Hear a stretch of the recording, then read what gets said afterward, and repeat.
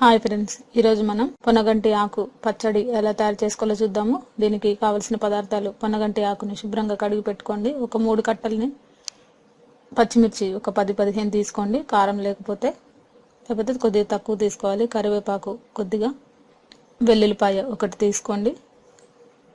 దీన్ని పొట్టు తీసి పెట్టుకోవాలి. చింతపండు చిన్న నిమ్మకాయ సైజ్ అంతా తీసుకోండి.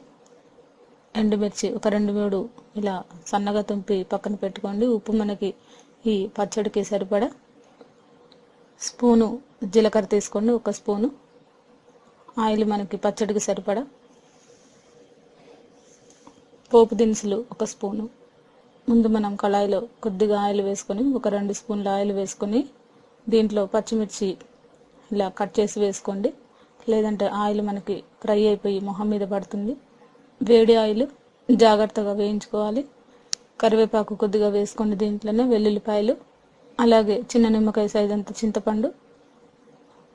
ఇవన్నీ ఫ్రై అయిన తర్వాత ఒక ప్లేట్లో తీసుకొని చల్లారబెట్టుకోండి. ఇప్పుడు మనకి ఇది 1 స్పూన్ ఆయిల్ వేసుకొని శుభ్రంగా కడిగి పెట్టుకున్న ఈ పొనగంటి ఆకుని ఫ్రై చేసుకోండి. కొద్దిగా ఇది మనకి మిక్సీలో చల్లారబెట్టుకున్న ఎండుమిర్చిని, పచ్చిమిర్చి మిశ్రమాలన్నిటిని కూడా ఈ పచ్చి జీలకర్ర వేసుకొని, వెల్లుల్లిపాయలు వేసుకొని మిక్సీ చేసుకోవాలి. ఈలోపు మనకి ఈ పొనగంటి ఆకు మనకి ఫ్రై అయిపోయింది. ఇప్పుడు ఇది కొద్దిగా చల్లారిన తర్వాత దీన్ని మిక్సీలో వేసుకొని మెత్తగా గ్రైండ్ చేసుకోవాలి. ఇప్పుడు మనకి ఇది మెత్తగా గ్రైండ్ చేసుకోండి. ఒక 2 నిమిషాల పాటు ఇలా చల్లారిన తర్వాత మనకి ఇది చట్నీ రెడీ అయిపోయింది. దీనికి సంబంధించిన పోపు వేసుకుందాము.